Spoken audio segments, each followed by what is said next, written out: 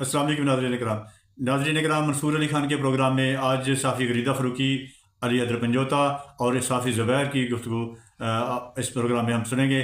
और इसमें यह कहा गया है कि मंसूर अली खान ने गरीदा फ़रूकी से सवाल किया कि आज कौसर काज़मी ने यह कहा कि पाकिस्तान और इंडिया का क्रिकेट का मैच अगर हो रहा होगा तो पीटीआई जो है वो इंडिया को सपोर्ट करेगी। कम अज़ कम मैं तो ये इस बात को नहीं मानता। आइए पहले ये वीडियो देखते हैं, फिर इस पर बात करते हैं। ये बड़ा संगीन इल्जाम कौसर काज़मी साहब की जानिब से लगाया गया कि जी पाकिस्तान तहरीक इंसाफ जैसे किसी कंस्पिरेसी थ्योरी का हिस्सा, बल्कि he is going to the extent and saying कि जी पाकिस्तान इंडिया का मैच होगा तो ये लोग आप देख लीजिएगा इंडिया को सपोर्ट करेगा। मेरे लिए तो ये शौक की बात है, मैं नहीं बिलीव करता कि इस तरह का भी हो सकता है। दूसरी बात ये, हुकूमत अब इनके खिलाफ ये जो कुछ भी ये इन्होंने एहतजाज किया लियाकत बाग के हवाले से, उसके हवाले से बड़े संगीन गद्दारी तक के मुकदमा जो है वो दर्ज करने का इरादा रखती है, हुकूमत ये करने जा रही है। इज दिस जस्टिफाइड खरीदा साहब?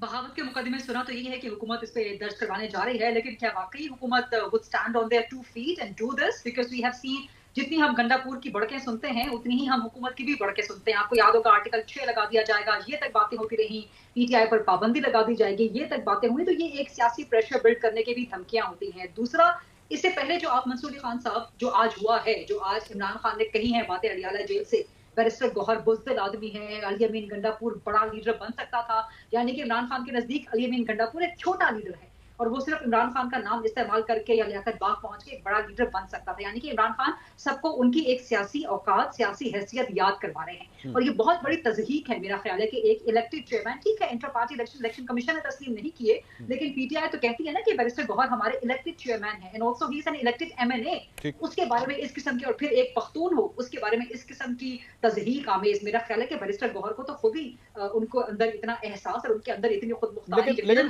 गरीदा साहब आपको गरीदा साहब ये मार्जिन तो देना पड़ेगा ना कि अभी भी पाकिस्तान तहरीक इंसाफ इसको डिनाई कर रही है कि नहीं ऐसा नहीं हुआ है, और उनकी जानिब से शेख अभी नहीं, मैं पंचोता साहब ने भी डिनाई किया, शेख वकास अकरम साहब भी इसको डिनाई करे, तो एक थोड़ा सा ये मार्जिन तो रखना पड़ेगा इस सारी चीज के अंदर।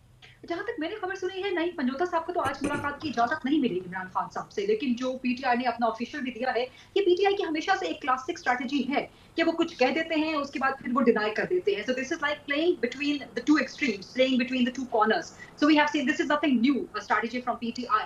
लेकिन आप जो बात कर रहे थे, जो आप सवालात कर रहे थे कि पीटीआई के अंदर ये दाल आपको वाज़ेह तौर पर नजर आ रही है कि ये सियासी जमात के अंदर दाल जो है जूतियों में बट रही है, और मैं आपसे सवाल करूंगी कि होर खत्म शुरू क्यों होता है फिर अगर ये नहीं होता? You want to go there?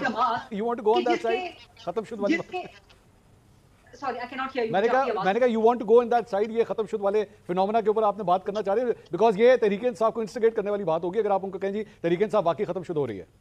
नहीं, अगर कोई इंस्टिगेट होता है किसी के ओपिनियन से, so this is their problem, this is not my problem, this should not be the problem of any journalist, any professional journalist। Her journalist का अपना एक नुक्ता नजर होता है, एक पॉइंट ऑफ व्यू होता है, आप उससे इख्तलाफ कर सकते हैं, आप उस पर अपना दूसरा पॉइंट ऑफ व्यू ले सकते हैं, लेकिन अगर आप उससे इंस्टिगेट होते हैं तो ये दूसरा का प्रॉब्लम है ना। आपको तहम्मुल के साथ नुक्ता नजर सुनना चाहिए। तो कहने का मकसद ये है कि इमरान खान बेचारे मुस्तकिल जेल में हैं, उनको जेल से निकालने की ना कोई सियासी हिकमत अमली, ना कोई कानूनी हिकमत अमली कामयाब हो रही है, और नजर यही आ रहा है कि इमरान खान एक तवील अरसा जेल में रहेंगे, पाबंदी सरासर रहेंगे, और वो फ्रस्ट्रेट हो रहे हैं पॉलिटिकल तौर पे। वो बाहर आकर ज़ाहिर बाहर नहीं आ सकते, जो बाहर क़यादत बैठी हुई है वो नाकाम हो रही है एहतजाज करने में, जलसे जुलूस करने में। गंडापुर साहब पहुंच नहीं पाते किसी भी सूरत में, क्या वजह है कि वो नहीं पहुंच पाते? फिर इस तरह से तज़हीक हो रही है, पब्लिकली तज़हीक हो रही है।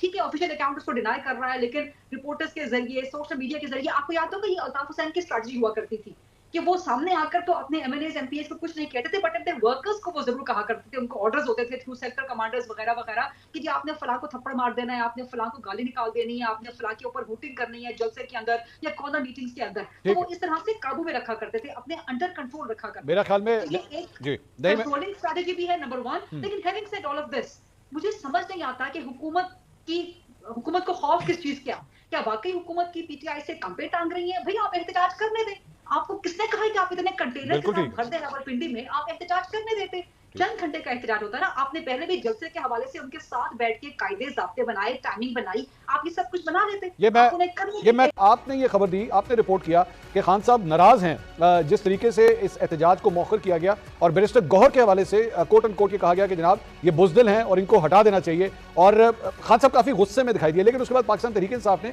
इसकी तरदीद कर दी है। अब ये बताइए कि आप क्या अपनी खबर पे अभी भी खड़े हुए हैं या you want to backtrack? नहीं मंसूर भाई बहुत शुक्रिया।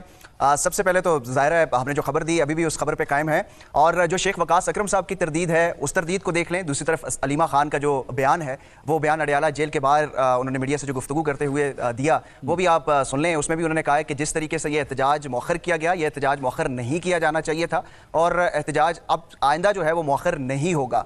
आज इमरान खान जो है, जो हमारे ज़राए ये बताते हैं कि इमरान खान आज काफ़ी ज़्यादा बरहमी का इजहार उन्होंने किया। जो आज़म स्वाति साहब है, आज़म स्वाति की बड़ी रिस्पेक्ट करते हैं इमरान खान साहब, कभी भी उन्होंने इस तरह की गुफ्तगू उनके सामने नहीं की। लेकिन जब आज़म स्वाति साहब वहाँ पर आए तो आपको पता है कि आज़म स्वाति साहब की ज़्यादा मुलाकातें नहीं होती अडयाला जेल में। इससे पहले एक मुलाकात जो हुई उसमें भी इस्लामाबाद का जो जलसा था वो मनसूख करने के लिए पैगाम रसानी के तौर पर वो वहाँ पर गए थे।